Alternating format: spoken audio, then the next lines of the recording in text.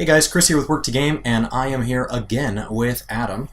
He is here. We came for one weekend, so we're doing a double record, and we are going to talk about converting models. So for those of you that aren't familiar with the subject, basically that comes when you don't feel that a model best represents what a unit is, and that could be because either there isn't a model, or the model isn't available, or that the model doesn't represent what you picture it representing. So a lot of times the narrative really does a good job explaining this really vivid imagery, and then a lot like when a book gets made into a movie, it doesn't come out the way you pictured it. And so within a certain level of reason, this is a hobby that really allows you to drastically convert. And the reason I was excited to talk about this with Adam is I think converting is one of my favorite parts of the hobby, and he really mostly prefers the gameplay.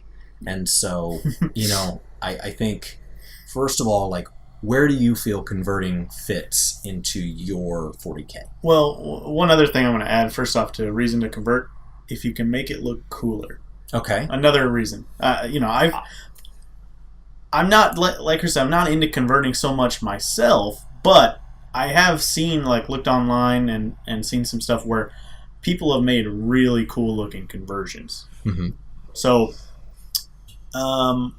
as far as converting for myself goes, though, I'm basically with if it doesn't have a model, or it's not available for purchase, or something like, or if it's outrageously expensive even, yeah. Because sometimes they want $25 per model, and they run in squads of 10, and then you're like, well, I'm not doing that. I'm not giving you $250 for something that's going to get wiped off the table turn 2. Yeah. So exactly, and then also you can have a chance to make it cooler. But that's basically, as far as I know, the reason to convert. One example I'll give is, I'm not entirely sure if I'm going to do it yet, but currently one of the units, Vespid Stingwings, are something I want to try out. I think they'll have a place in my army long term, so I do want to go ahead and get some. But they're online exclusive items from Games Workshop, and they've been sold out for a while, and I've got no idea because they got buffed from apparently. I haven't played the other editions, but I've been reading online. They got buffed a lot, and they look cool, so I wanted to try it out. But there's none available, and for how long? Right. Who knows? Right. So in order to try them out outside of even proxying, which I could do that, but I have a feeling they're going to be good. So they fill a gap in his army. Yeah. So there's a good chance that he doesn't know how many he'll need, but yeah, if he gets a few, odds are at least a couple of them will stay in.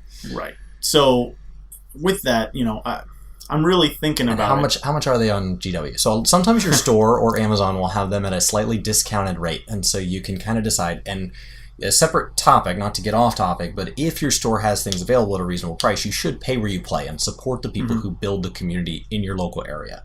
So he would love to support, my shop because he's coming up here to play, or his shop because he can go there to play.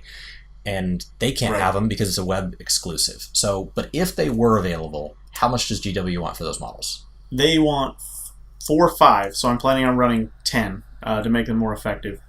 They want $45 for every 5, so it'd be $90 for that squad of 10. Okay, so you're paying $9 a model. So within your conversion budget, if it's and many times converting is not cheaper. They're 25 millimeter base infantry size. Just keep it now. in mind. There's a lot of ways to convert. You can look up scratch building, and you can see people who do incredible things with green stuff and plasticard and milliputty and all this stuff. You can also look at kit bashing, and so kit bashing is a much easier, simpler way to get into it. And what you do is, like Dark Imperium guys here, they all look very, very similar. And so I have a couple other models from other game systems that most go with my Poxwalkers, because I'm playing a Nurgle army right now. Poxwalkers are zombies, so I come into a hive world full of population, and there's this plague that goes in front of my commander, and lore-wise, it brings these zombies about to be. And I'm not a huge lore guy, as you guys know from Final Fantasy, but I like to at least appreciate it. And so in my head, when you think about running hordes of zombies that are formed entirely out of just plague hitting whatever corpse or living being or whatever, they wouldn't look identical, right?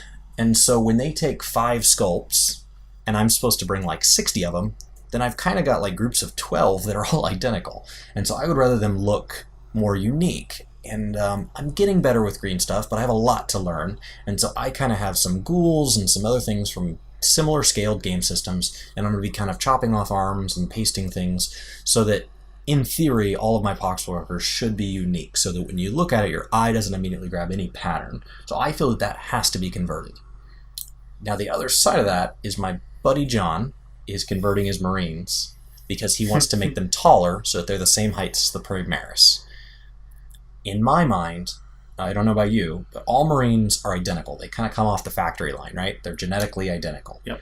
So you're trying to convert them to keep them all identical. So if I were playing Marines, I wouldn't convert them at all. Right, because Primaris in lore, my opinion, is they are a new version. So they're a bigger, better. So they're like Space Marine 2.0. So, and that's the beauty of I kind of agree that I don't think that they should, but he's kind of a height elitist, so he's very tall. He's tall, so so he likes his models to be tall. Yeah, as well. He feels the small ones look like little hedgehogs. And that's the beauty of conversions, is that Adam has his guys where I can look across a squad of infantry and I can see the same guy 5 or 6 times. I actually prefer the guy squatting down. I like to have like a firing line, and then you got the guys behind him, but they all look the same. You know, the guys in front and the guys in back. And I prefer them all to be different, and John prefers them all to be the same but taller. So, you know, even just across those 3 armies, conversion is something absolutely unique that is entirely up to you when to do it. Now, the only rules is if you're going to go to a tournament or a local shop, play against strangers.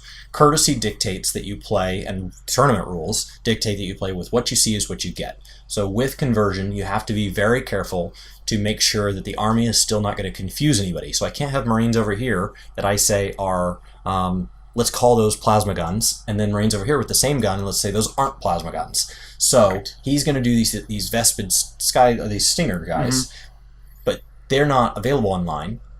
And he doesn't want to try a scratch build. So the gun that they have online, he's not going to be able to get because it's unique to them. Right. So, but as long as I make it different from everything else that I can field, it will help out. So luckily, you can say that kit bashing is my new neutron blaster in their case. So what's nice with kit bashing is if I say take Tyranid or Space Marine to help bash the kit, their guns don't look at all like Tau. So, you know, I can either take them probably directly, because there's no way a Tau unit could ever take that, or I can, you know, maybe cut something and sand off some of the gun or something, make it look more like a Tau weapon, but it'll still be far different from anything else that I have. And as long as I make all of theirs the same, it'll work in a tournament. Right. And so that's really kind of how converting is done, why converting is done. I think Adam appreciates it, but he's not going to do it. Like people that go out to see people's Christmas lights, but they don't hang any on their own house. Yeah, that's exactly what I do. I'm more the other way around. I don't hang Christmas lights on my own house in real life, but I would believe in converting because one of my favorite things is I like playing the game against my opponent, and I don't really care what he thinks about my army because I want him to be focused on the game. But I like when people walking by the table stop and look. That feels very good because you spend a long time on these models, you spend a fair amount of money on them, and so I want to take my time building them. I want to take my time converting them. Chaos Spawn don't look very good to me, and they're overpriced dollar for their use to me. And my army within Chaos actually runs under a group in the book called the Magma Hounds, and I originally chose them because they didn't have a color scheme and they didn't have an emblem. Games Workshop has since added that, but I'm ignoring it. So I picture their spawn as these like demonic hounds, right? Because my Magma Hounds, so I have to make spawn out of something, and so I bought these hounds from a different game system, and I'm adding all these tentacles because spawn have tentacles. And actually, many Chaos players go, "Oh, cool are those spawn?" And so that's really the big question, and the final question on converting is, when is converting allowed? And when do you think converting should be allowed? How far can I convert? Honestly, it used to be a 25% rule. 25% of the pure parts had to be GW, but that's since gone. I think it's the rule of cool. So I like that rule. A lot of tournaments do that. So one thing to think to go back to actual tournament rules, is when converting, you actually have to submit it to your tournament organizer, pictures of them, to make sure that they're legal conversions, that they're okay with it. So it should be about the same size. It should be equipped the same way. Its equipment needs to be obvious. Yeah, definitely the same base. Same base. Roughly the same height, so that you're getting the same cover. And line of sight and such. So it's similar. It needs to be similar, but basically, I need to be able to tell what it is. Right. So if you tell me that the dogs are all spawn, I don't need to see 10 different types of dogs. I should be like, okay, all dogs are spawn. I can store that. Right. If they look great, in my opinion, that or even close, like stylistically, if they work with your army, I think is really the key. If they're not at all related, like if you have a bunch of, say, magma hounds, and then all of a sudden you have this like bladed rock thing, just a blob of goo with knives sticking out. Yeah, it's like, well, thematically, what? Just I'm using this as spawn. Yeah, I mean, like it's like that doesn't look good. Yeah, if you can't tell that it goes with the army, really, you would want to make it thematic. And I think as a tournament organizer, I want to encourage that because I want everybody to have a good time. And part of people having a good time is they go there and they see really cool models. So if it's not taking away from the gameplay and it looks cool, somebody really took their time. So I think, to leave it on one truly final note is some people ask me, is converting cheaper? Is it a way to save money? I think using the target of the unit as like a base goal, like those guys, you plan on spending $90 if you could buy them through GW. So I think keeping it under $90 would be a good goal, or at $90, but I wouldn't intend on it being like $12.